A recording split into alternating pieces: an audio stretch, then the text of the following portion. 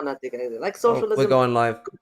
Country. Oh, okay, all right, we're live. Um, hello. This Oh, I haven't actually got you up on my screen.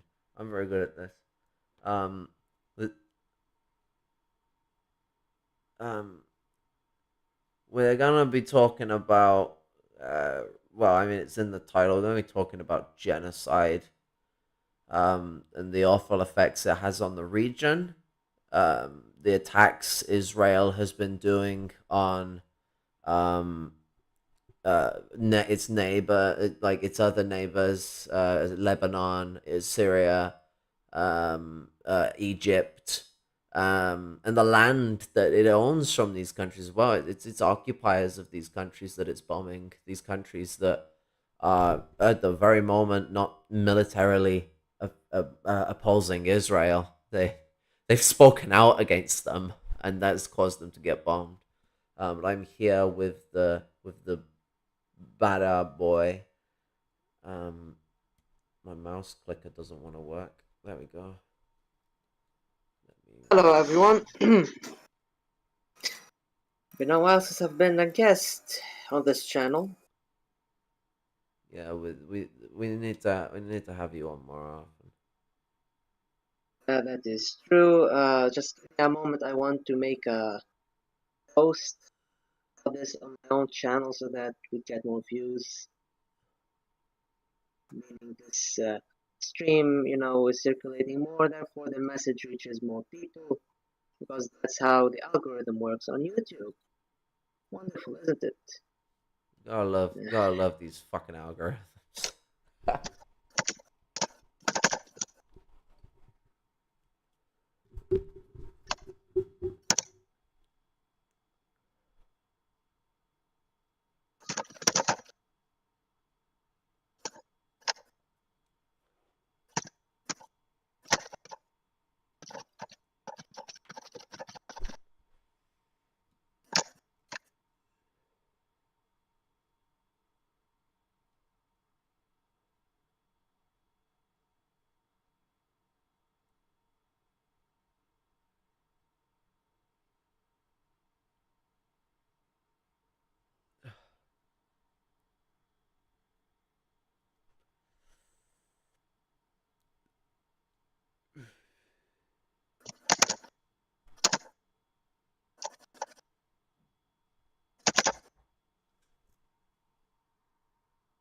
Fuck is banging on my door? Okay, 1 second. all right.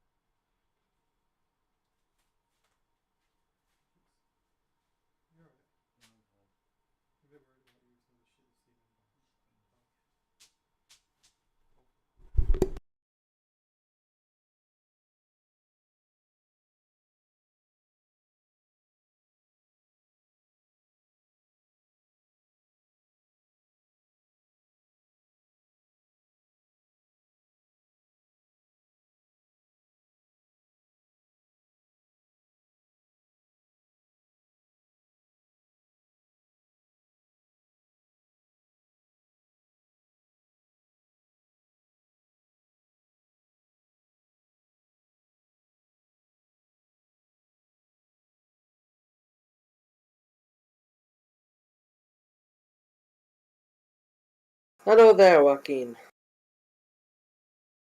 See you in the live chat. I was giving someone HRT. Okay. They ran out. Well, are running out. So I loaded them up.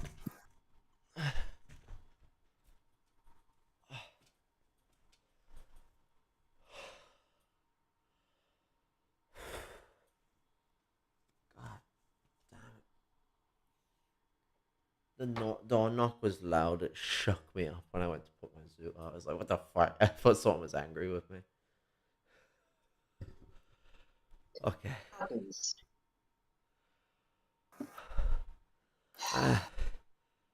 I so yeah, like it's been a tearful situation watching a lot of shit unfold over this entire period. I yeah, I was watching a video recently, this doctor inside the hospital in Gaza that was under attack, and you can hear people screaming all throughout the building. Like it, the the sounds were horrifying, and this was a message to the UN and to the European Union. Have they changed their minds on things? No. The loudest voice of opposition in the European Union is Ireland at the moment. Like the fucking Irish MEP has been going off like an atom bomb, God bless her.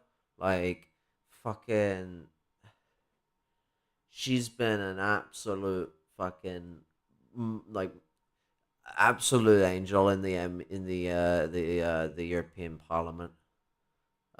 Blasted them all as terrorists and as genocide, as complicit in genocide. Like she hasn't pulled any punches. She also is like the only person that looks like she's dressed up ready to fight a fucking war. Irish presence. Well, Ireland has always been, that one country that we love in Europe. Yeah, Revolutionary history and, common struggle against the British Empire. yeah, like the true Irish struggle is an anti-white struggle as well. Like why to push for white Irish shit, you're a right winger because like the Irish were never really considered white. That's an American thing that came from the American Irish and was imported over here.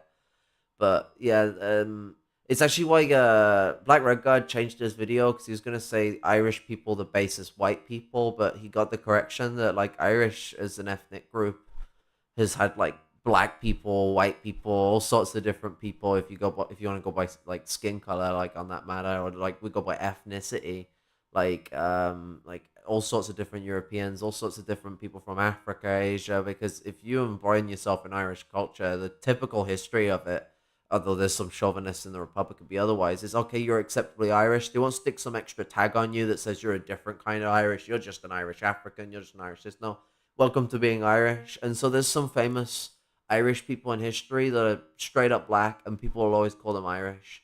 Um, that I think that's some pretty awesome shit. But I think the thing is as well is that when we look at like things, what was it, 150 years ago, the way the famine was working out, well, they call it a famine, the way the genocide was going on, it has a lot of similar relationships to Palestine. The cutting off of food, the fucking the plot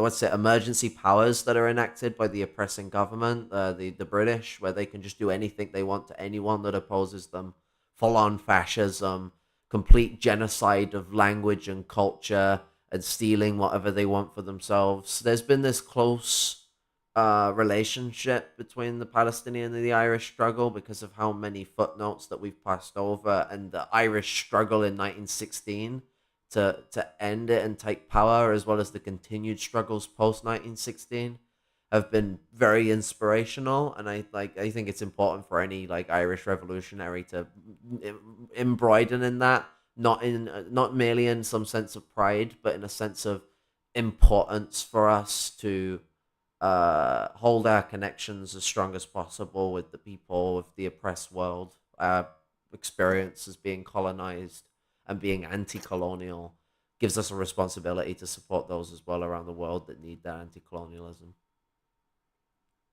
Yes, absolutely. Well, first order of affairs.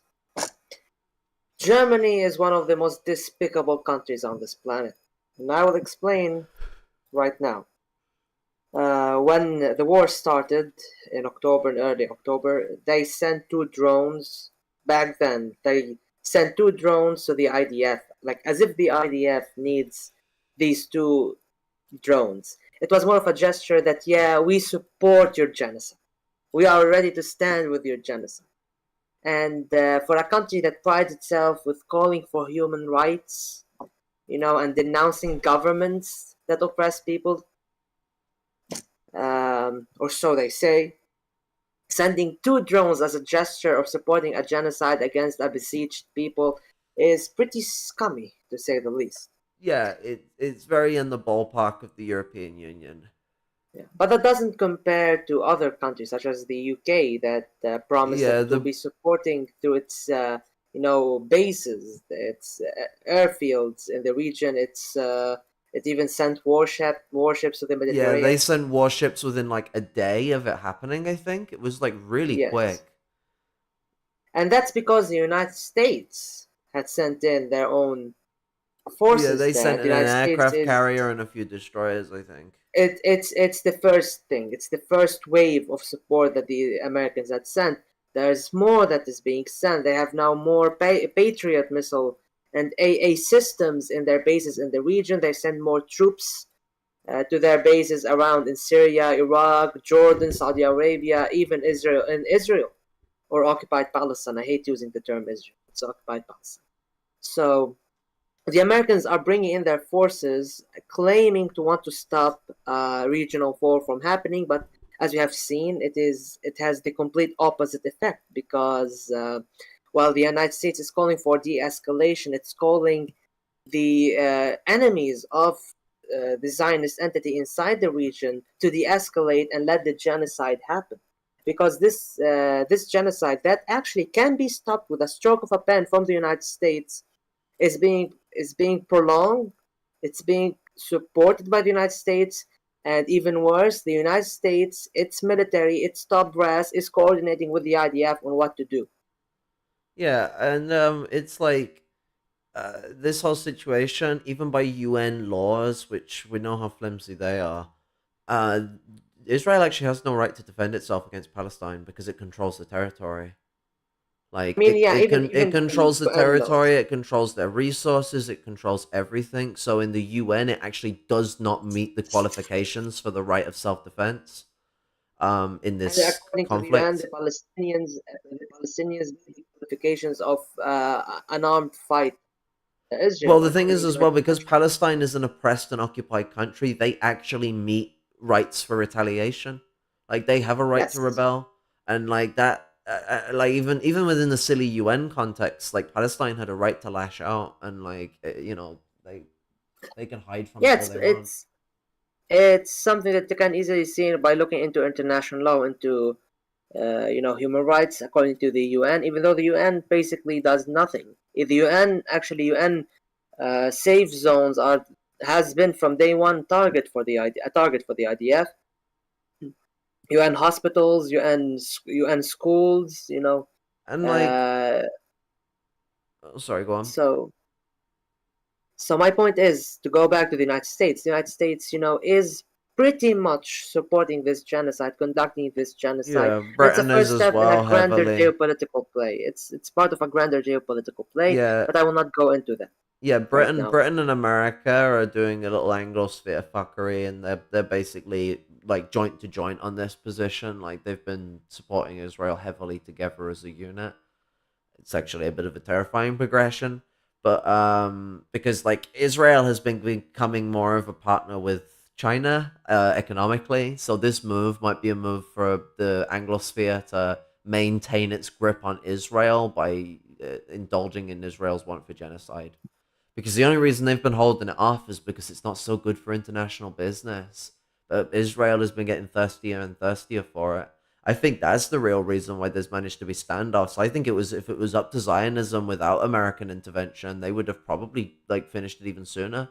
And the American intervention was only because of the South Africa situation. Because South Africa was heavily opposed and there was protests everywhere, they did that to maintain stability in the first world and maintain stability in the international market.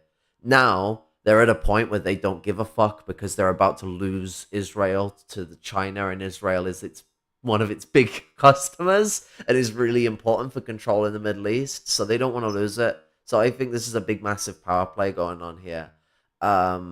Israel, like the thing is as well with the interaction, like the only reason Palestine was reacting, and that is it was a reaction. It wasn't just action out of nowhere. Israel knew that they were getting ready to give up on going the democratic route because the Intifada, like that, I'm pretty sure it formed. It was either early this year or late. Or it was somewhere in the middle of till late last year, like the new Intifada, like that Uh, formulated in a ready sort of format. Well, it wasn't fully formed, but it was coming together as a way to be like, okay, another solution is starting to have to come up because we're not getting anywhere. Everything's getting worse. yes, armed resistance in the West Bank has been ramping up for the last few years, and it might explode soon enough because I don't think if it's being reported much, but in the West Bank there's been a series of arrests, series of attacks, series of murders committed by the IDF, Yeah, harassment, and it has been only growing since the 7 October war started. And even the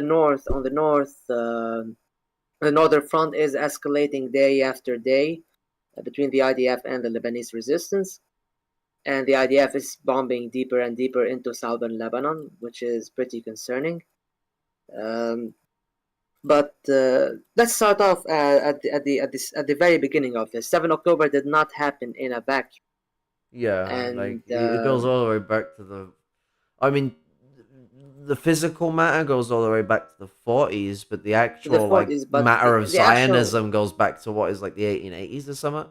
18 Herzl. 1800s, yes. But what comes to 7 October, I mean, some people would say that Hamas did this by surprise, and it did so by surprise, but I it don't. I didn't wasn't happen. really that surprised because all of last year felt like a boil up towards this. Like it. Yes, that is true. Hamas actually, I believe, or let's say the Palestinian resistance as a whole, offered the Israeli government more of an understanding of no harassment of Palestinians over the Jewish holidays, which the Israeli government blatantly disregarded, and that was the result of it.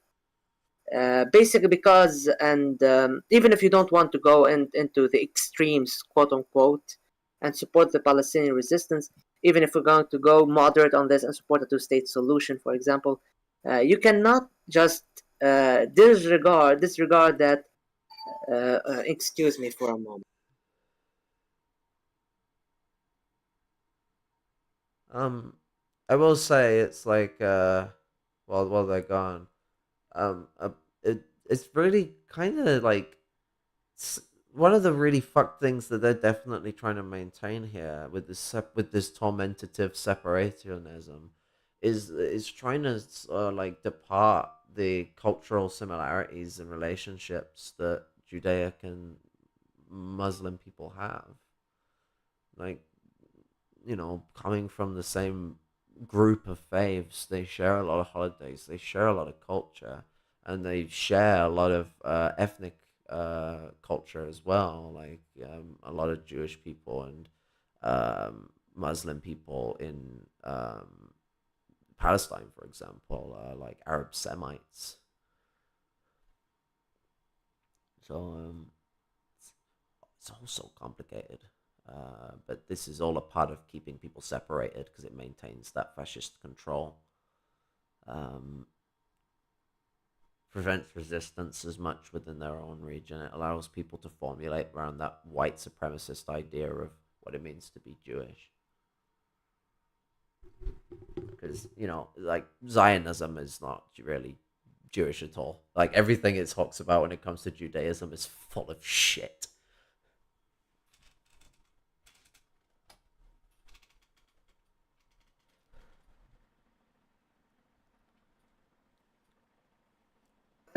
I am back. Excuse me. I went on a little ramble about religion, like religious similarities between Judaism and Islam being something that Israel tries to keep as separate as possible, so they can. It's all about that foundation of that white supremacist idea to differentiate I mean, us yeah, and them. the foundation of Israel is pretty white supremacist. And before I get It's back to my original very like point, anti-Judaic as well. as well against the Judaism as a religion. Ahmed Mustafa is saying that both the Irish and Palestinian problems began because the British. I'd like to disagree with that. Yeah, The Palestine was already problems, having problems way before the British got there. problems began with Turkey, the Ottoman Empire. The Ottoman Empire did sell land to the Zionist movement, did allow the Zionist movement to create separate infrastructures in Palestine, to create separate cities outside of Palestinian cities. For example, Tel Aviv was a city that was built outside of the city of Jaffa in Palestine. Um, so basically, the way that the Zionist infiltration of Palestine happened, the Zionist, I will not say infiltration. Infiltration, it's a term used in a lot by a lot of I know you don't people mean that. for a You lot of mean things. Yeah, colonization, like that. basically colonization settlement. Zionist settlement started way back under Emperor Abdul Hamid II, Sultan Abdul Yeah, Hamid because II, that's where and you get the quote where like the guy talks about selling it. He's like, I won't sell Palestine, and it's like, yeah, because his position was to keep Palestine because Palestine is an entity of the Ottomans, and then allow the Zionists to be white supremacist plants in there because Turkey's one of those countries where a lot of European people wouldn't consider them white, but they are considered white in their own right. Me and a good comment were talking about this, that like basically almost every society has like every oppressive capitalist society, it's got like a white and a black. It's some of that comes from like feudalism and slave society where there's yeah, the basically caste the system. superiors and the inferiors. Yeah, that kind of fucking what's the fucking word for it? I don't mean concept. Constant. Like it's when someone has like a fucking a mindset about it as well. It's like a concept, but in a formulated mindset. I don't know. I'm stoned. Um, Well, that being said, so yeah, basically the same emperor that the Islamists love to praise as being the protector of Palestine was the first to actually allow Zionist settlement into Palestine. But moving on back to my original point is that even if you're trying to be a moderate, there's actually a very good piece of paper that I've read recently, a research done by a Palestinian research center in, I believe, Nablus, maybe. Um, it, it talked about distrust for the peace process and distrust for the other side when it comes to the Palestinian-Israeli conflict, and it does show a lot of statistics. It's a full-on research. I really enjoyed reading through it, and basically it that'd be reaches nice for to the read. two recommend. It reaches these two recommendations for peace talks to continue, and for at the very least a two-state solution could be reached, even though a two-state solution has its own massive problems. But first things first, Israel has to chill the fuck down. Has to stop the persecution, the apartheid laws.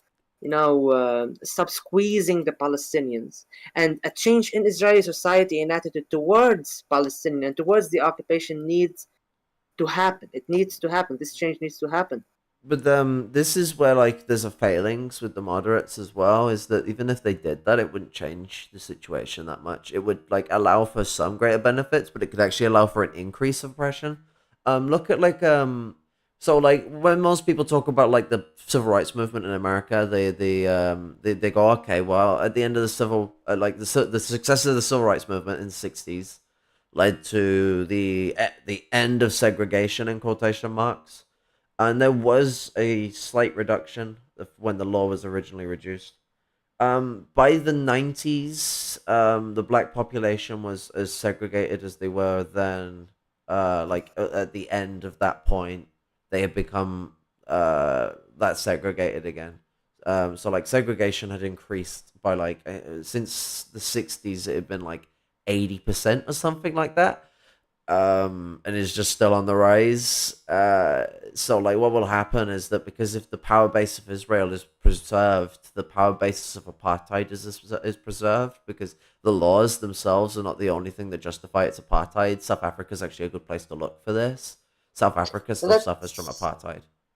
that's a point I actually want to bring up. Like Israel could easily do a PR campaign and quote unquote give Palestinians their rights give them, basically treat Palestinians better and say, hey, we stopped the occupation, we stopped the apartheid, but at the same time, the Zionists would still have, the means of production. The Zionists would still have the power structures inside Israel, or whatever you want to call a one-state solution or a two-state solution. Even Israel will have the power structures and would dominate the Palestinian state or the Palestinian population. But in the eyes of the international public opinion, and the eyes of the international community, the UN, and everyone else, they would appear as if they ended the occupation. So Israel could go smart about this and say they ended the occupation nominally, but at the same time, they did not change the conditions of the occupation, the conditions that led to the occupation, or the conditions that supported the occupation. Basically, making Palestinians feel like the African Americans in the United States. So there's no real decolonization there.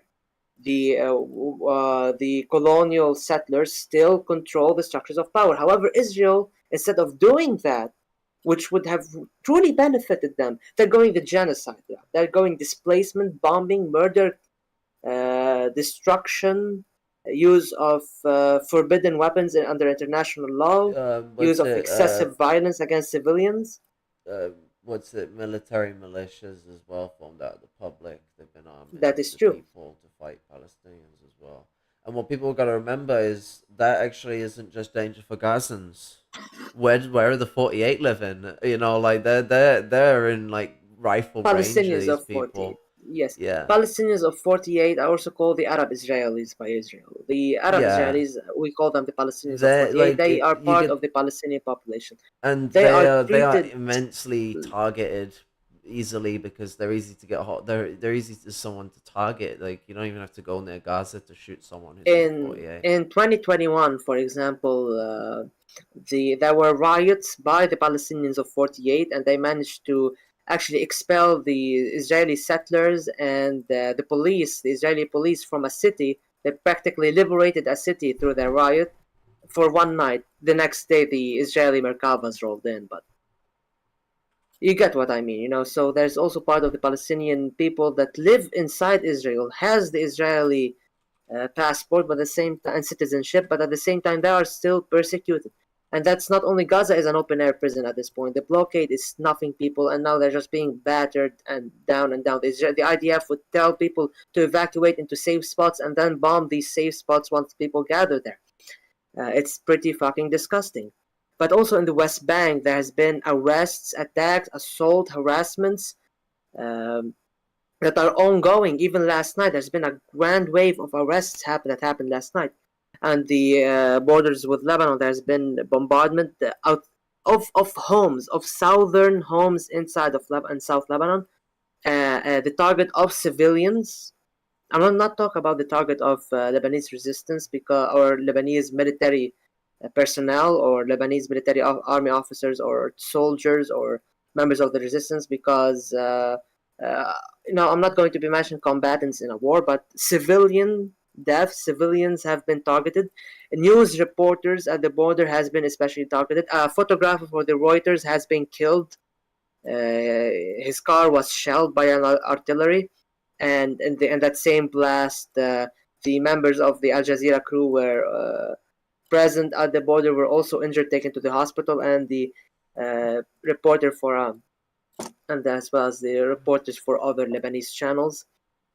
Even right-wing Lebanese media has been targeted, even the ones that would realistically be a tad bit sympathetic to Israel Yeah, in a normalization way. They also been the target at the borders. A grandmother and her three granddaughters were killed in their car. They were not at the borders. They were all deeper into South Lebanon, and the IDF bombed them. yeah. They're basically And they bombing also bombed any an reporter. The ambulance. only the only time you won't get bombed by them is if you directly film them and let them then do their little propaganda stunts because you're filming them because they got all the time in the world to do it. They're like the whole The, oppressor. the Like thing is, like everyone can go on about all the terrors Israel are living in. The Israeli middle class and upper class are probably just living it up still. They're probably still buying loads of expensive crap and not giving a shit. Like there's gonna be a lot well, of people that aren't fucking like having to care. This has happened with imperialist countries and semi-imperialist countries a lot in these kind of crises. Palestine, on the other hand, it is terror, terror, What's going on, terror. I would actually want to disagree with the point is that even in front of the camera, the genocide is continued. This is an open Oh, genocide, I ain't like saying without that they're all any. involved. I'm just saying that some people are going to be lavishing in the riches of that genocide rather than being asked to actually being involved. They'll let other people do the work for them. I don't Yeah, mean so much that they're pretty not. much, yeah. Yeah, I'm not. I'm not. But I'm not trying to cut out anyone's complicity. Like this is a settler colony in action. Anyone that's settling in that land is complicit. Like, So basically, in front of the camera, and by the way, the more independent and anti-Zionist media outlets manage to get there and report the truth, the more lies are being exposed. For example, in October 7th, the IDF had shot at Israeli civilians fleeing the music festival, uh, and uh, yeah, there was and a lot of report about that. That When actually engaging with the a lot of Palestinians, the dead civilians were more so the IDF's fault than then the Hamas. Palestinian resistance fought Yeah, and like fought. there was a thing I read about where there was hostages that were being held by Hamas, and they went on about how well they were looked after and how they watched the IDF gun down all their friends. Like it was Yeah, worded slightly different, probably the I don't want to get assassinated words, but but it was cut the from the thing is, TV and it was cut from the radio. Like it was suppressed. It was bad enough the IDF did not want it out there. a lot of these lies are now being exposed. For example, the lie that 40 babies were found beheaded. Even I believe a CNN reporter did come out and apologize for it because it was unfounded. It was Oh yeah, uh, no, the and the story propaganda, and the story propagated fucking by. Biden told about the family in their house, that was also a lie. Yeah, a lot of these things are, Is the it's fact that good they old had to Israeli admit propaganda. it, that's the funny thing. Like they got caught on all of these and I'm like, oh my god, okay, that was funny to watch those four lies all get caught up in one. So the this What is else good was old I Israeli saying? propaganda. You see, the Israelis like to diminish their losses and also amplify the losses of the enemy in their propaganda, but at the same They do time, the they want same to like portray the enemy fascist. as killing their civilians. Yeah, To they also want the to do the fucking fascist shit of it being they're killing our children, they're killing our like Yeah, generations. Like, basically that, and I lost my train of thought. Hold on a second. what's it? They What was I saying? What was I saying? Yeah, this is part of yeah, Israeli propaganda you were on propaganda. about. Hold on a second. Oh god, this is embarrassing. Because I had a train of thought and then it kind of stopped. That's probably my fault. No, it's all right. It's all right. Yes, they would claim that the Palestinians have done attacks that the Israelis have perpetrated. For example, the Mahmadani hospital bombardment. Israel bombed that place. There's no question about it. Israel bombed that place and then tried to play it as if it's the BIG that did it or Hamas that did it. And they keep making these god awful AI. They might be AI. Fake phone calls, or they actually have actors doing these things, but they're so fucking fake.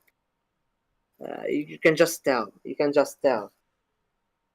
But basically, Israel, through this very open and public genocide that's going on, filmed by every lens all around the world, you can see that the international public opinion is going against them. Now, of course, the right wingers in North America and in Europe would call this pandering. This is a trend supporting Palestine, and would go. We all go on with anti-Semitism, go with all this bullshit excuse that has been debunked over and over and over and over again. However, the problem is the country supporting this genocide, the cleansing of Palestinians, are instead of actually trying to stop the genocide, trying to reach a ceasefire. Not only are they supporting the IDF militarily, Israel diplomatically, and economically, they're also outlawing marches supporting Palestine. They're arresting people for supporting Palestine.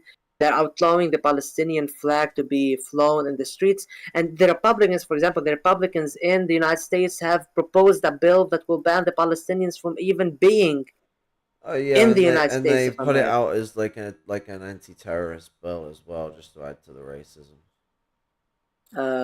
Luckily though, even they also proposed a bill that sends $14 billion in aid for Israel. However, thankfully, in good old Republican fashion, they stopped that bill with a lot of economic bullshit that serves corporations that basically the House shut it down. Luckily, and it baffles me really. It baffles me how you know in this day and age where information is easily accessible, where basically we're seeing things unfold in front of us, people are still willing to claim that people in Gaza deserve this, people deserve to die, people deserve to be bombed and turned the city needs to be turned into glass Or spend like because an eternity fucking blaming everything on Hamas all the time, and on then Hamas thinking I and don't or any other. understand the problems with Hamas at all. Like I've never fucking studied politics in my life. Like, it's the fact that like with some white people, you've got to sit there and you've got to talk for quite a while to get them to understand why supporting them in this moment is like it's a point of like critical support that's It's not even about temporary. supporting Hamas. It's not I even know, but I about mean like supporting. them being in the Intifada is what I mean. Like Yeah, them being a part of that struggle and them being a part of that support. It's all a part of a critical support that comes into what's it, a united front, and it's a united front against the Israelis. even if you're Well, not a socialist, even if you're not, you believe in a united front, even if you hate Hamas, even if you don't want to support it, it's that coming it does together of it these does different not groups for a it temporary it does not alliance. it does not nullify that there is a people being occupied, being genocided in front of the eyes of the world. Just because you do not like Hamas, which is leading the battle right now, it does not mean that you should support the murder of civilians. Yes, Even and if you are pro-Israel, even if you are pro-Israeli, which is a pretty shit take to be honest from the yeah, get-go. yeah, But like well, even if you you support, gotta even if you support Israel, at least support the idea of special forces going in to rescue the hostages instead of bombing the fucking hostages with their captors. All right. Like yeah, even if you're going to play on that card of supporting Israel against quote unquote terrorism, at least at the very least, fucking say, well, instead of killing these people and therefore making the terrorists seem like the good guys, how about we send in fucking special forces instead of bombing civilians? But of course, people are still hung up on lies from the earth, from the start of the world, on propaganda that has been fed for decades, for almost a century now. Let's just say for almost a century, they've been fed propaganda for all of this time. Um, they're ignorant. There is ignorance. Ignorance can be forgivable if someone tries to break through it, but ignorance reinforced by more ignorance and used to justify genocide, that cannot be ignored, that cannot be forgiven. You cannot say, oh, he just doesn't know. He has to know. He can know.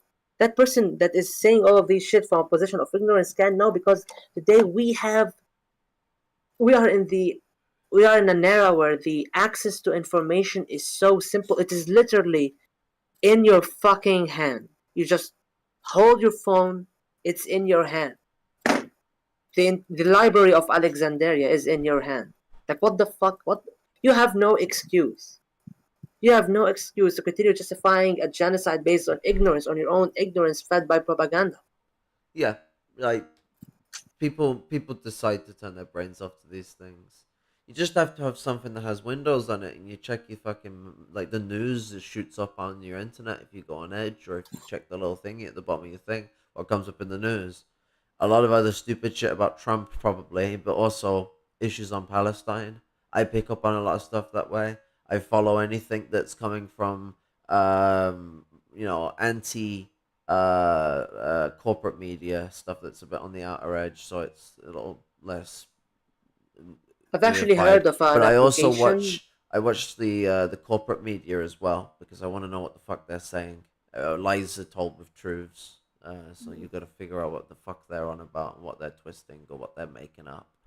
You know. The other day, I've heard about this application that I believe it's called Ground News, which actually helps you see each media outlet, who owns it, what does it advocate for, so you can know if this publication is corporate media, if this corporation is independent, if this one supports a certain ideology or is linked to a certain political party, Okay. and people might have different ideas. For example, the socialists would see CNN as not a left wing, as not on the left, while the Republicans would see CNN, or conservatives or fascists would see CNN as on the far left. But I think it has a decent enough positioning of media outlets, just for a general idea, even for people who are not immersed in politics, to actually have a perspective. So, literally, even knowing where your news come from is easily accessible. Unfortunately, as I said, ignorance is rampant, and media literacy is not really something you see a lot in people. Media literacy, or data literacy, which is very important. Data literacy is very important in not being susceptible to propaganda. Sadly, none of us can say we are not susceptible to propaganda, be it propaganda of agendas we support or agendas we oppose. But that being said, the Israeli the genocide conducted by Zionism against the Palestinians, against Arabs, has been a continuous for 75 years up to this point. Yeah. It had its ugliest of forms over and over again. And even though the attitudes of countries around the world have changed since the 80s, strategies have changed since the 80s. I'm saying the 80s because a lot of genocides and the war crimes happened in Lebanon during the Israeli invasion in the 1982. Yeah. But as you can see, Israel continues to this day conducting genocide after genocide after genocide, calling the people of Gaza, human animals, which is something akin to what the Nazis called the Jews in Germany. Yeah. Which makes sense, actually, because the Zionists did cooperate with the Nazis uh, back in the day. This is, for example, the Jews of the world were boycotting Germany for its anti-Semitic practices in the early 30s. However, the Zionist movement broke that boycott so it can, get its people out of Germany and into Palestine. So they shook hands with the Nazis, um, and a lot of people are trying to say that this is a war between good and evil. This is a war between democracy and Moralization's the terrorism, the form of moralization of situation. the conflict in favor of Israel, where basically Israel is portrayed as the only democracy in the Middle East. It's supportive of the LGBT rights and so on It and so actually forth, even though the isn't like it's all like it essentially basically supports foreign people visiting LGBT rights, not so much the rights of yes, people in their yeah, own country. I think we've already discussed this plenty before Yeah, on no, they my do a very channel and weird yours. thing where Yeah, they're basically just doing what Saudi Arabia's been doing for a while, where it's like they just tolerate shit from foreigners that they don't tolerate from people in their own country.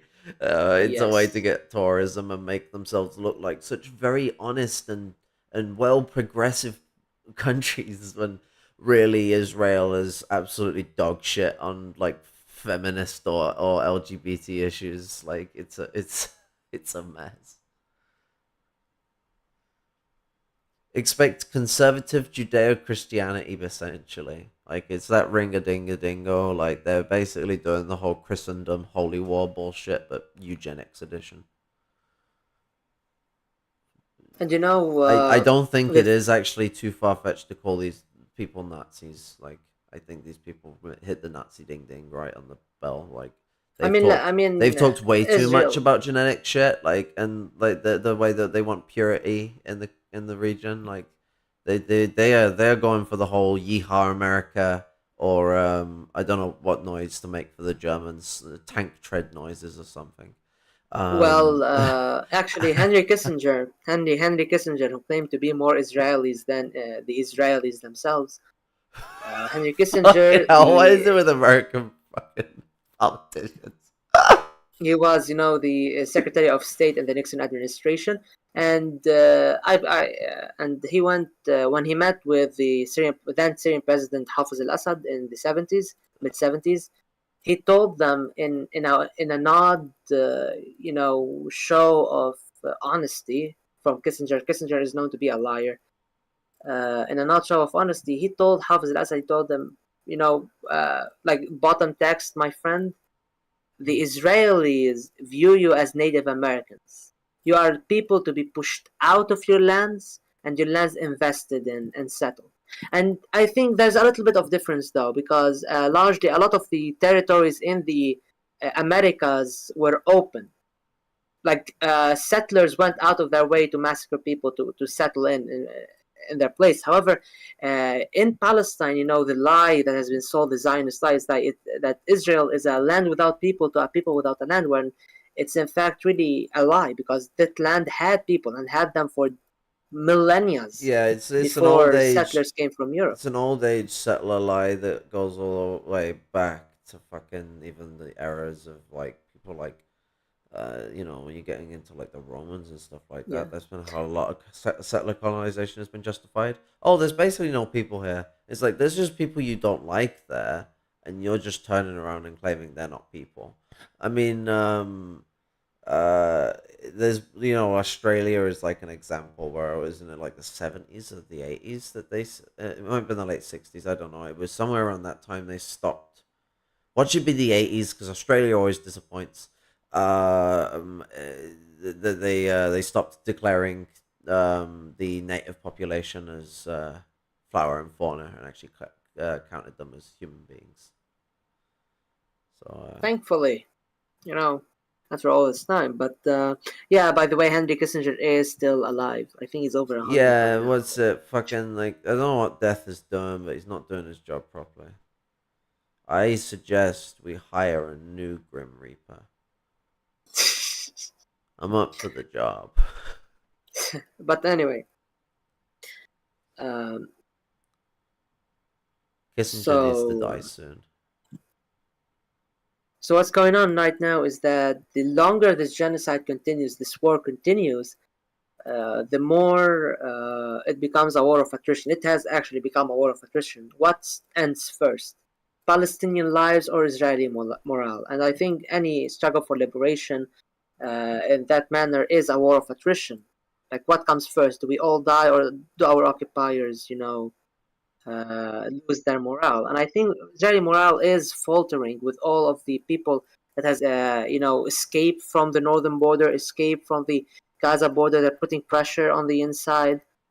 In Tel Aviv, there are protests against the government.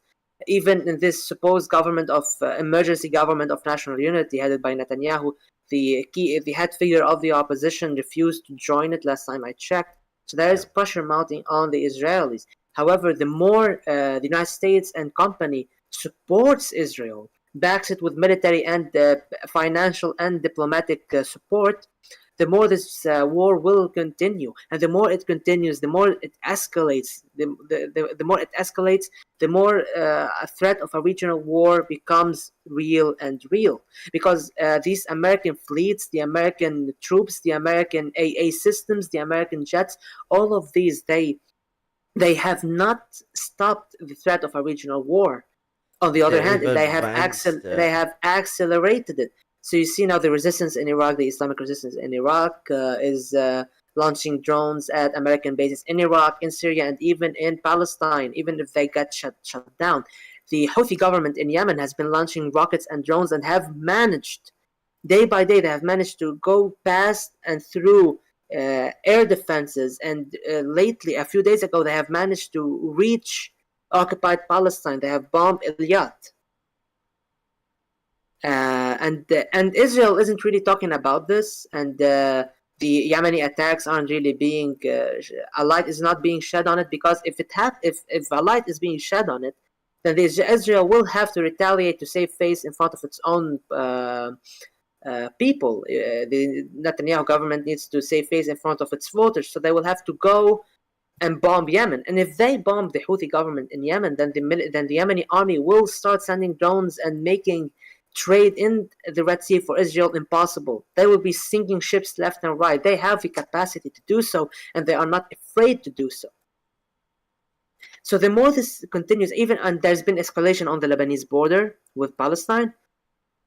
This attack on civilians, there has been, a threat from the General Secretary of Hezbollah. They said if this escalation continues, there might be talks of an equation of one civilian for one civilian. So the more Lebanese civilians are targeted, the more the possibility of Israeli civilians to be targeted as well. Yeah, but Israel is like taking an imperialist move to take over more of the region than just Palestine. They're going out on open bombings of Egypt, which they hold territory of already, Lebanon, which they hold territory of already, and Syria, which they hold territory of already. Yes. Yeah, the Golan Heights. So what happens now? I don't think they really hold anything on Egypt, but at the same time, they kind of fuck with Egypt a lot. And by the way, the Egyptian army is still territory that used to belong to Egypt like a while ago. I can't remember. Not sure about that. But if the Egyptian, by the way, the Egyptian army and the Egyptian intelligence are still structured in a way that views Israel as their main enemy. The main problem is the government is too much, reactionary and aligning with Western imperialist powers. To actually do anything. If Egypt gets its shit together, the war might end tomorrow. The threat from Egypt could end this. Because Egypt is being part of this blockade on Gaza, is being part of the problem. But I digress. The Egyptian people are really standing up against that as well, though. God bless. The Egyptian people have always stood up against Zionism. And I salute them for that. The people that were like fucking packaging up with food and water and supplies and running in anyway was badass. Just like, fuck it, I'm crossing the canal, I'm going over to Palestine. So as you can see, this, all of these so-called attempts to, act as a deterrence, the American so-called deterrence against a regional war is doing the exact opposite. A regional war will be coming soon, and it all depends on how long the Palestinian resistance can withstand. If things explode in the West Bank because of what's going on currently, then it's going to be even, Israel will have to act more decisively, would have to act with more ferocity and more bloodthirstiness. And especially because, especially after their losses on the ground against the Palestinian factions in Gaza. I mean, they have lost so many Merkava's 4s. They are downgraded to Merkava 3s that were supposed to go scrapped, and now they're going back to Merkava 1s and 2s, which are, they're using 1970 tanks to fight against Hamas currently in Gaza. So they have lost on the ground. Their ace of spades here in this war is their air force, and they're using their air force to indiscriminately bombard civilians, killing their own hostages, killing foreign hostages, killing civilians, especially a lot of women and children. I mean, can you imagine 1,000 men, women, and child were murdered in one night? 1,000 in one night when the Al-Ma'madani hospital was bombed by the IDF.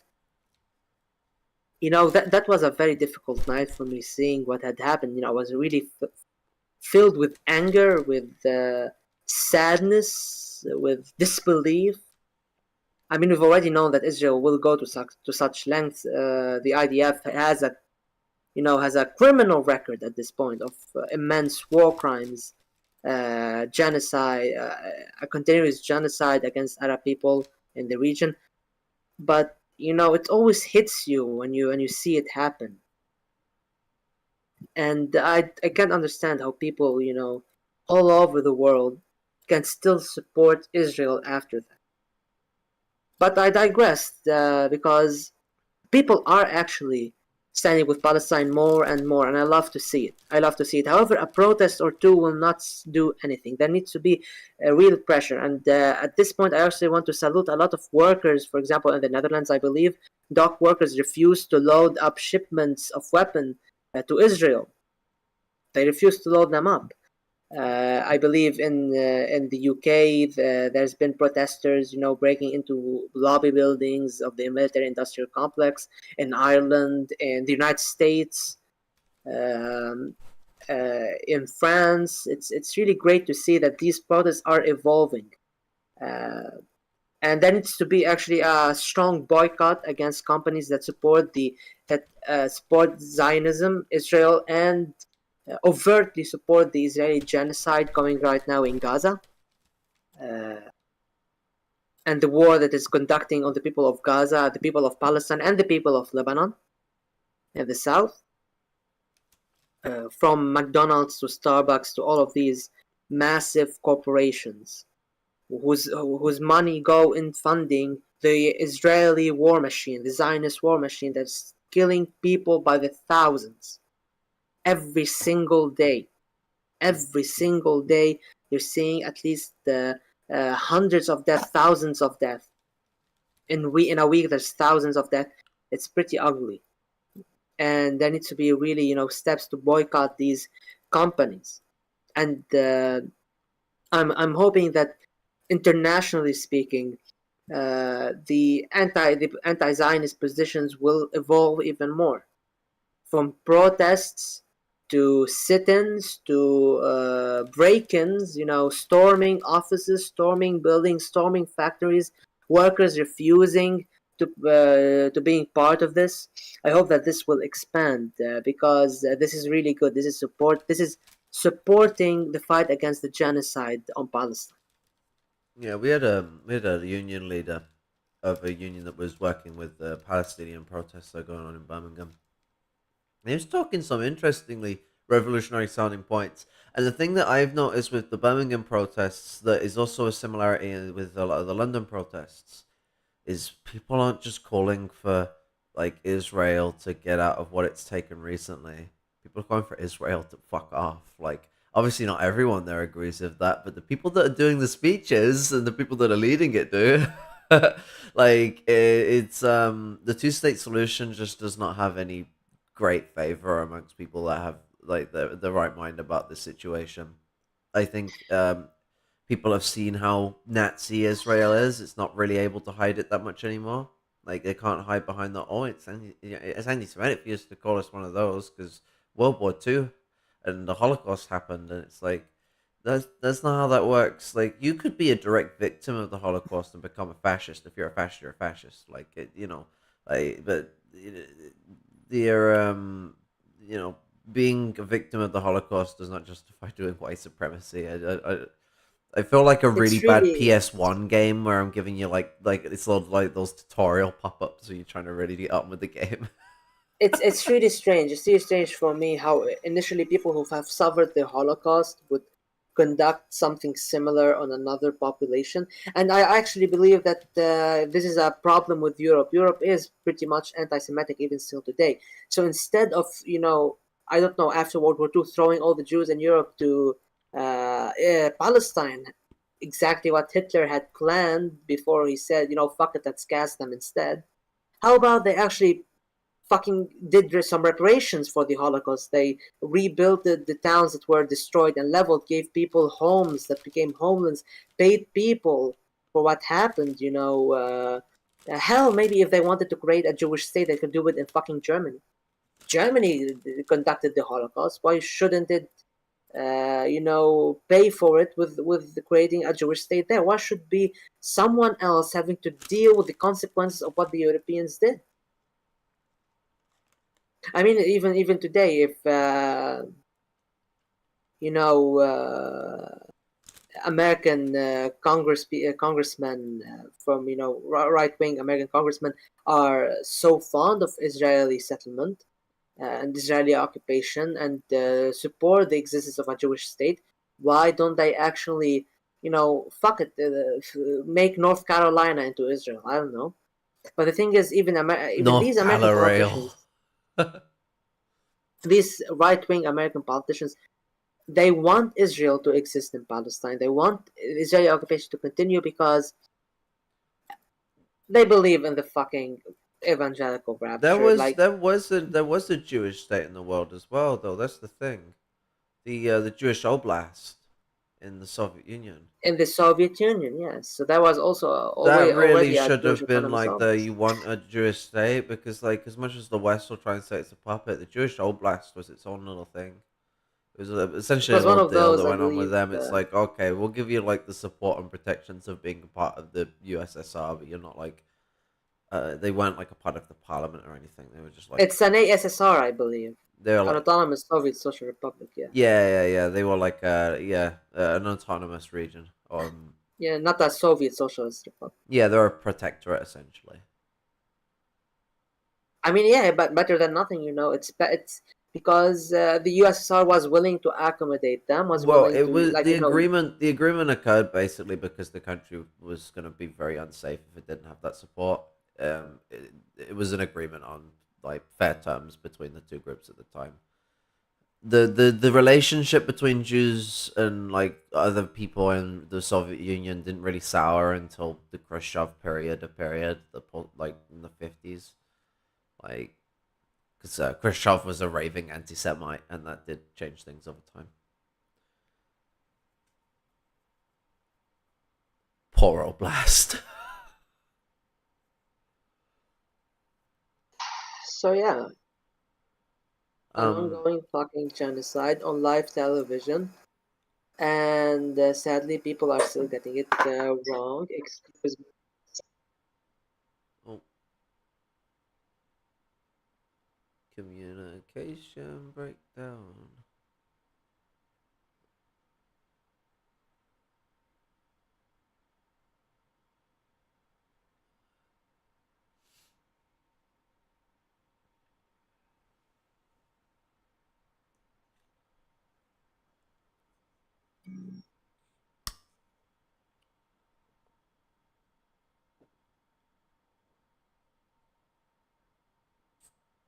Excuse me, I'm back. I have to deal with a little thing. Um,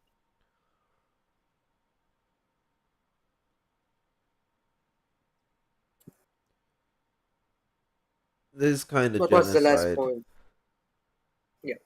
This kind of genocide is a It is very much in the same kind of realms as the genocide of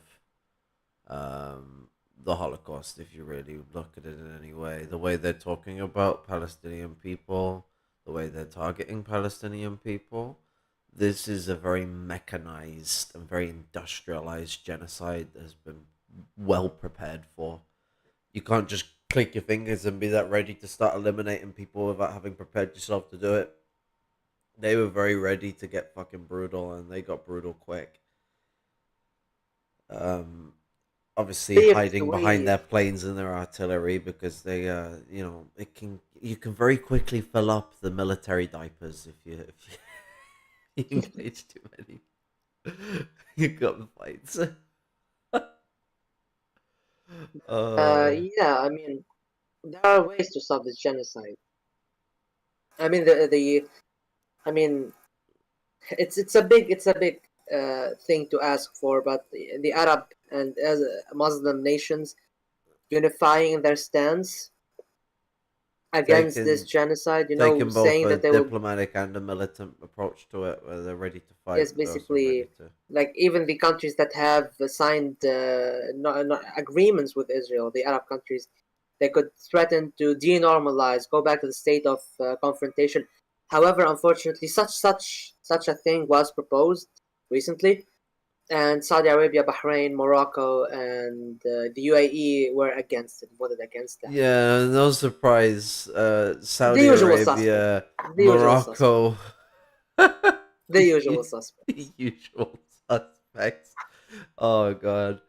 Um, Morocco themselves were like recently, like it was like a few years ago, were in trouble for like going on a massive genocide. I think they're still doing. Um, they've been known for apartheid as well. Funny little fuckers. Well, I'm not that much knowledgeable about the situation in Morocco. I've read a little bit about it through It's books, a but weaving mess of destructive confusion. There's a lot of stuff. Morocco's had a really shit time, but while also being one of the privileged places when it comes to colonialism, so a lot of places also has a really good time. It's a very beautiful place.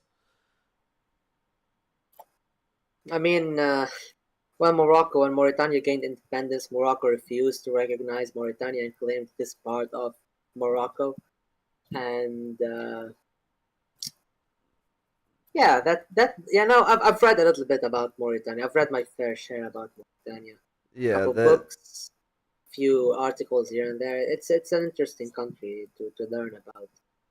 But other than that, I'm not really that much knowledgeable about Morocco. But a little bit I am knowledgeable about the revolution in the Sahrawi Democratic Arab Republic against this Spanish colonialism. But I will not comment on Morocco as I do not have the sufficient information I mean, like, to make a good, well, argument. it's Morocco has like an interesting like commonality with places like Saudi Arabia and Israel. Like their relationship to colonialism is in that kind of aspect. Is more what I was hinting at. Um, they're racist little fuckers. Um, is like in the Israel Palestine situation though, compared to the Yemen struggle with Saudi Arabia, it is a lot. It's even more brutal, and the Saudis were brutal as fuck with the Houthis, um, and against Yemen in general. Speaking of the Houthis and Yemen, the United States is threatening them to bring back the war on Yemen if they continue attacking Israel. So keep that in mind if Well, it I mean, happens. like, what's it? Fucking Israel's the one that's attacking everyone else first. You might want to consider the other Yeah, I fucking mean, way. listen, the United States, on top of bringing in more troops on waves, first the fleet, then the missiles and the troops, and so and so. And in addition to that, they have been giving direct threats saying, if you do this, we will bomb you. If you do this, we will bring back the war to you. If you do this, we will wipe you off the map. So it's really funny when they say that they are for the de-escalation, even though they're throwing all of this shit around.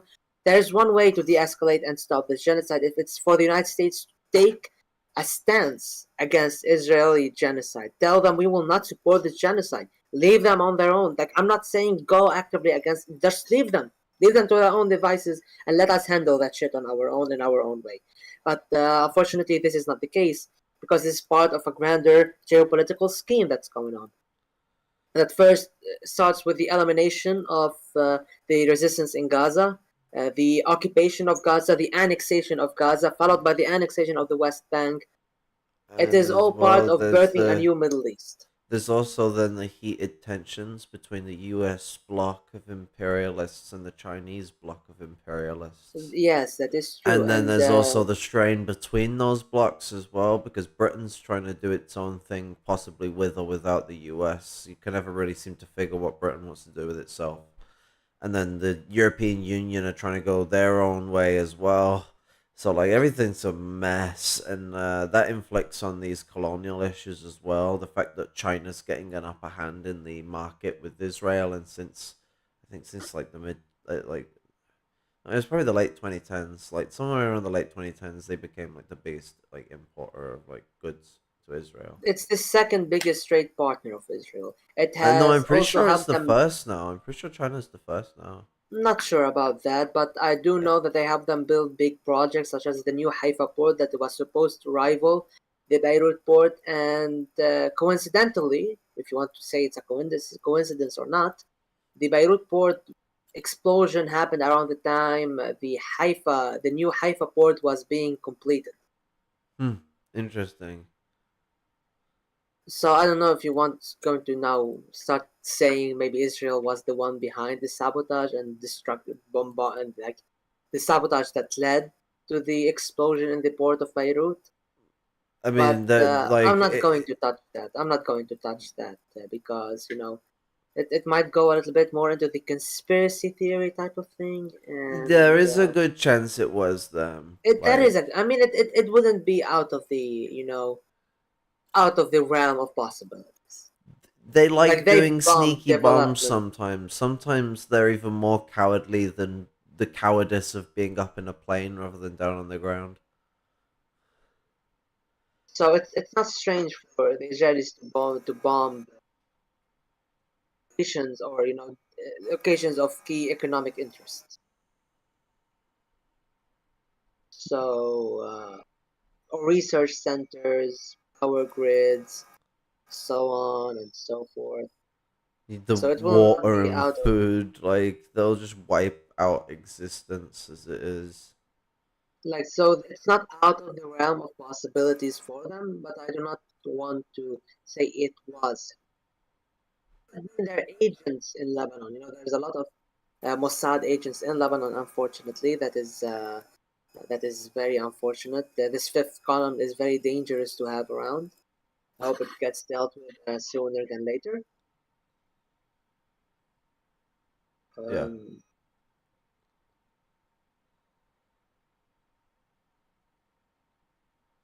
but essentially, these are now everything that has happened has been laid down. Everything that has happened, the lies that were spoken, and for over a month now, this war has been continued.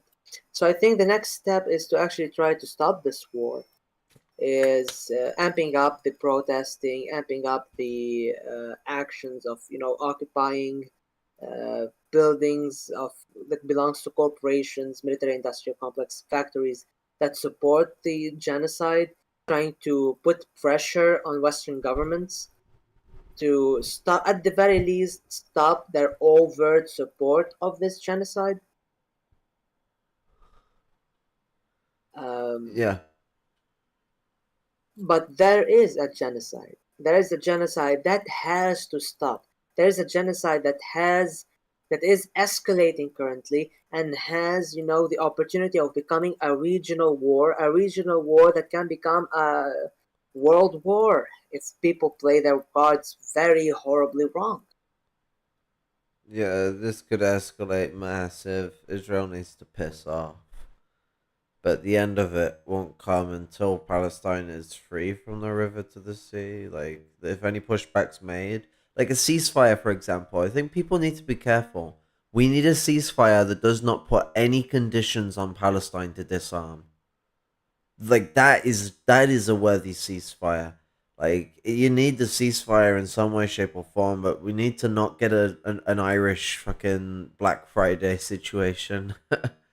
Well, here's Like, the thing with also the oh, Good ceasefire. I support Friday. I Good support a Friday ceasefire. agreement. The Good Friday agreement disarmed the Yeah, Irish people. So yeah.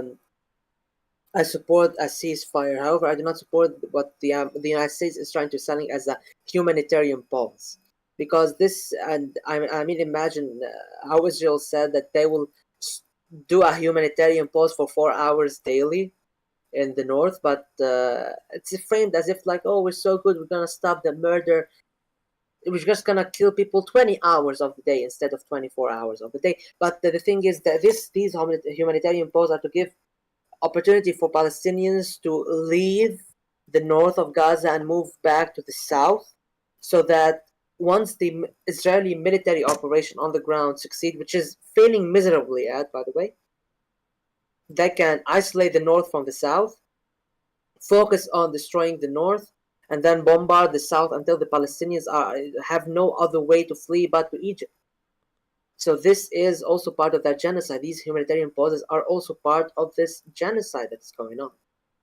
While I do want ceasefire, but we need to realize that some of these pauses only serve the genocide and not for a ceasefire. If we need to stop the genocide, we need a ceasefire without any fucking conditions, and it's about time already.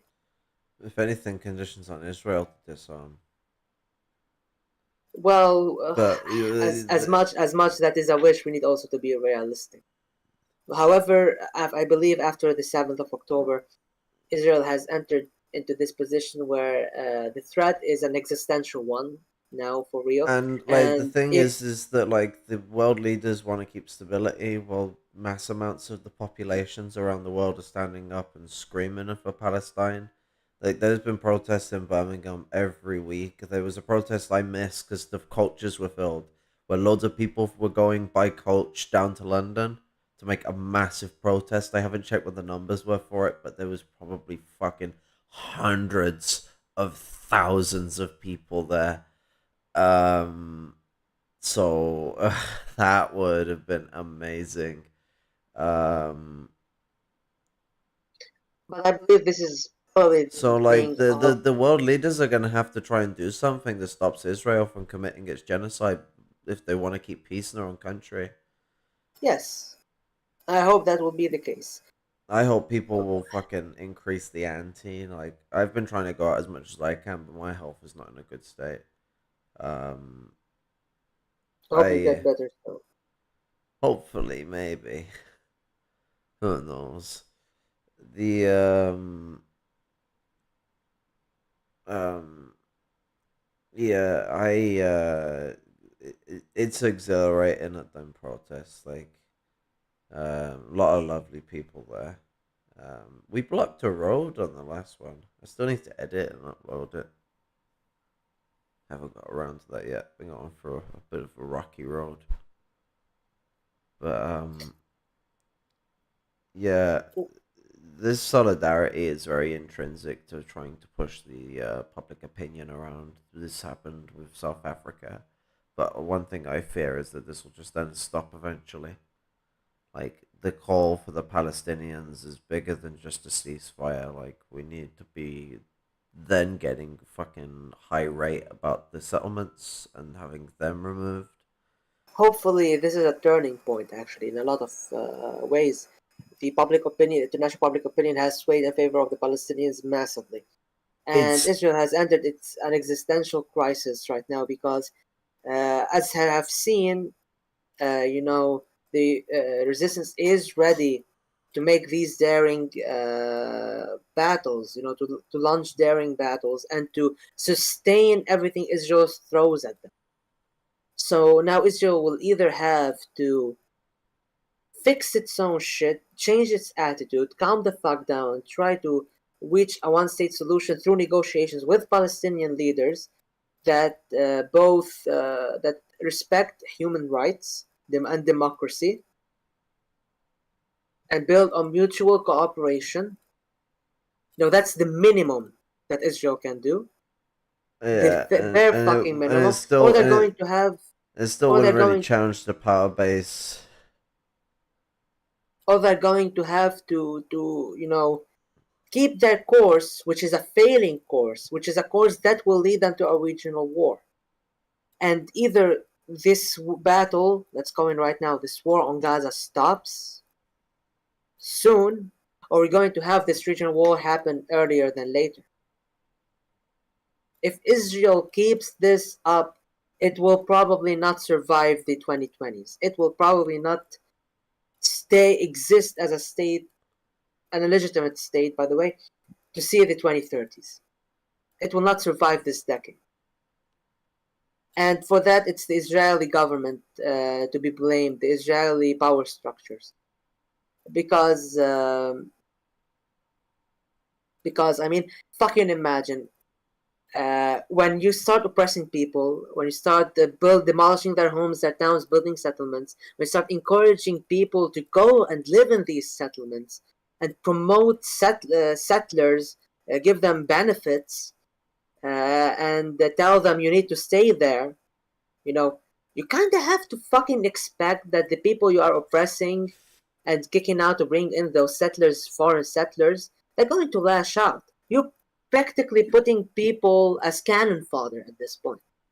Like Yeah, you're putting people in harm's way. And actually, I don't understand the settler mentality. Imagine going all the way from the United States, for example, bringing your entire fucking family to live in a fucking war zone. And like then, like you could have seen that, you could have seen the Palestinians attacking coming from a fucking mile away.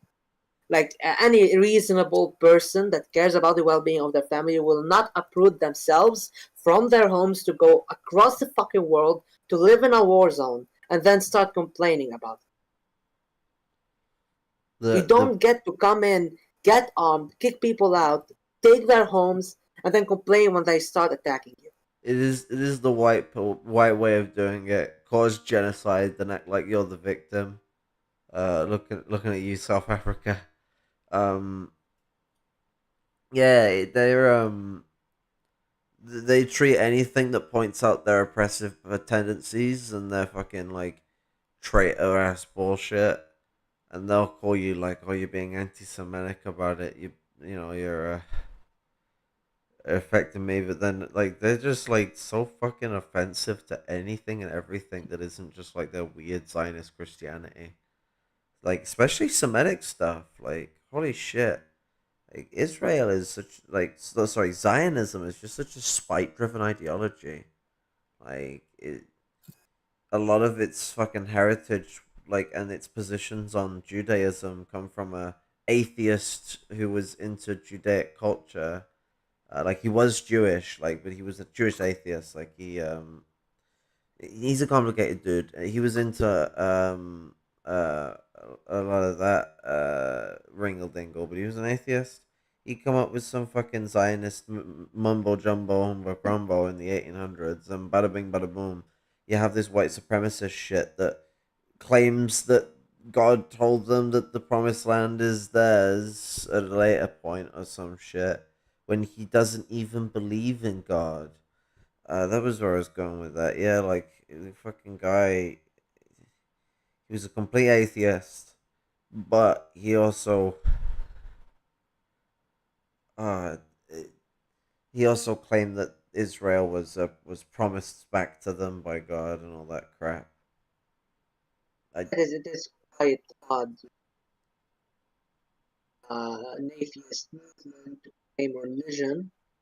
And by the way, if we remove religion from the equation, if you remove Christianity, Islam, and Judaism from the equation, we still have the same situation. We have a people that have been living there for centuries, millennia. They got uh, colonialized by Europeans. Settlers came in, stole their homes, and now they have been fighting an ongoing struggle for 75 years.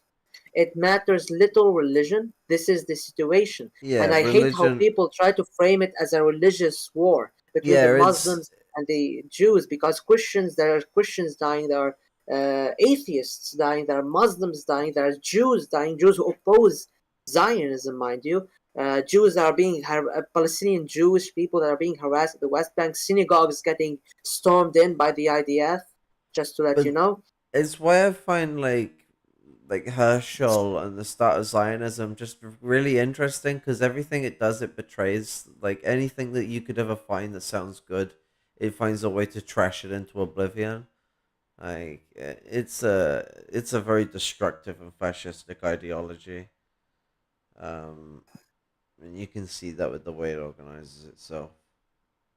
But yeah, it's not about religion. It's about the different groups and the formulations of it. Zionism itself, I don't see as a school of Judaism. I just see it as a fascist ideology. Hmm. You know what's great to do to fascists though? Make them not be alive anymore. In Minecraft, of course, and in real life.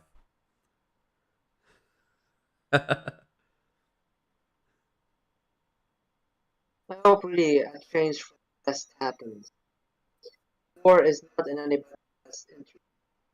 Who believe that the war will be lost.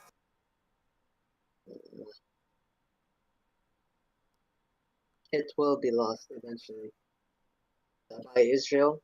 It has always been the case. The age of defeats is over. The age of victories has begun, and it's been ongoing since the 90s.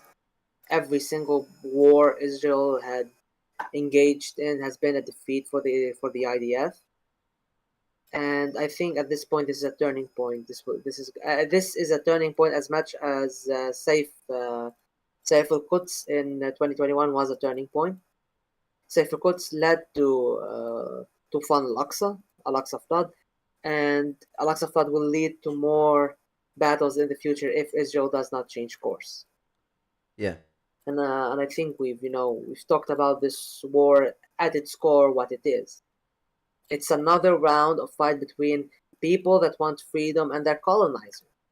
And this time it's taking a more ferocious position by the Israelis, who are in a position of anxiety over their own existence, of their own state.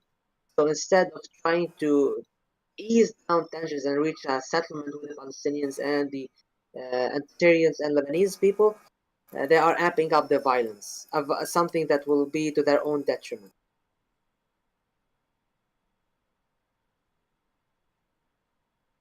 I believe that's it. We've discussed most there is to be discussed. I'm going to try and explain why genocide is bad. Your mic cutting out a bit. Sorry, What? your mic cut out a bit.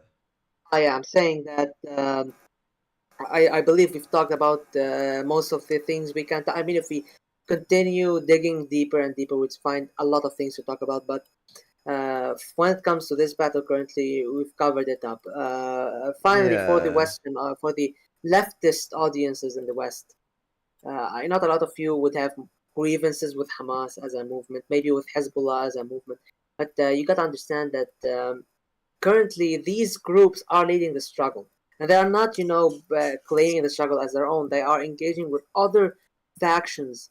In Gaza, for example, all the factions are fighting together. They have this joint room of command. You have Hamas, you have the PIG. These are the Islamists. You also have the PFLP, the DFLP, the communists. You have the PFLP-GC, the nationalists. You even have what's called Saraya Shuhada al-Aqsa, not Saraya. The arm wing of Fatah is also fighting in Gaza alongside these groups. So you have these different factions all fighting for liberation. It just so happened that the strongest of them, that the one leading the struggle at this phase of the struggle, is Hamas. So supporting siding with Israel because you do not want side with Hamas It's is just really silly. it's a shit take. It's a fucking shit take. Yeah, I mean, it's like Hamas will be a problem that we like the people in Palestine can deal at a later date. It's something There's that inner like there's like Palestinian two politics will have to there's deal with. like two major Marxist organizations and a revisionist Marxist organization in the Intifada. Like they got presence. Like they about and Hamas doesn't like them as much as they don't like Hamas. It is a mutual dislike, and they're working together because right now Israel is the primary contradiction, and so I won't say that a I united won't front say, has been formed. yeah, well, I will not say that they dislike each other. I mean, they have their differences.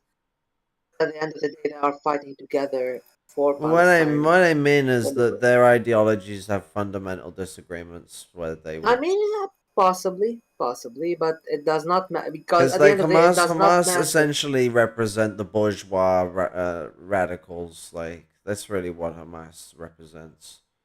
So like we accept that they're like progressive in the sense of like not being owned as a semi-feudal settler colony by Israel, but at the same time Um, they have reactionary elements on the part of being a of the bourgeois class. well, I wouldn't go too deep into that dissertation, but I would actually just say that it doesn't matter who's holding the rifle as long as they know who they are aiming it at. I want to say that Palestinian fighting should stop, period, because it only hurts the Palestinian cause. So even if we dislike, you dislike, or whoever dislike, if maybe I dislike, just you know hypothetically, you somebody dislikes on the left dislikes Hamas, fucking critical support them at the very least, because they're leading the struggle for the Palestinians alongside all other Palestinian people. It's not the war against, it's not a Hamas Israeli war or a Hamas PIG Israeli war. It is a Palestinian Israeli war. The Palestinian people, regardless of their political affiliation, are being bombarded, are being killed, are being genocided. Yeah, And that was the point I wanted to end this on. yeah. It's an absolute massacre out there. Men, women, children being obliterated by bombs, artillery shells, and boots on the ground. We gotta stand in solidarity. We gotta get bigger. We gotta get louder. We gotta increase our presence. So then it'll put pressure on the governments of these countries to place restrictions on Israel. Hopefully, sanctions, large ones. I doubt it will happen with the West dominating these things, but it is at least something to push, try and cripple them in some way, as well At the as very least, a bottom down, bottom up boycott from the yeah, people in the streets boycotting companies. Sure. And by the way, it's not a bad idea to boycott fucking Starbucks and McDonald's. McDonald's sell you fucking poison as food, and they sell you garbage to eat. And Starbucks, bust unions. So hmm, yeah, what, that Starbucks, the fucking Zionist cafeteria. Yeah, Starbucks sort is of like these. well known for being close, like right in close relations to the Zionist government and giving them free booze. Um, In a sense, boycotting Zionist supporting corporations would actually lead you to a healthier lifestyle. So it's a win-win. Like you don't give money to people that will give money to people committing genocide, and you also live longer. So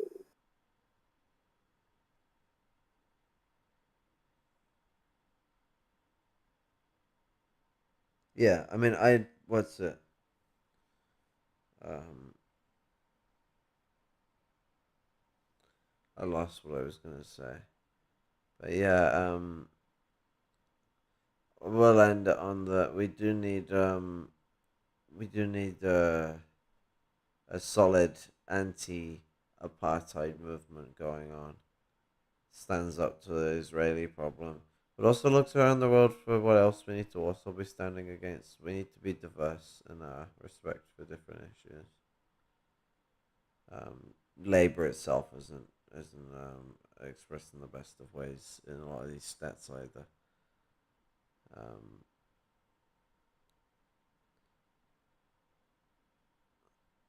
but yeah, I will. Um, my brain is shutting down a bit. I'll leave you all later. I'll see you all later. It's great having you on, Better Boy. thank you Um, for having me red salute. Middle finger for the man. and all of that lovely stuff. Have a good night, everyone. Have a good evening. And from the river to the sea, Palestine will be free. What was taken by force can only be restored by force. Hell yeah. Assalamu alaikum. Goodbye.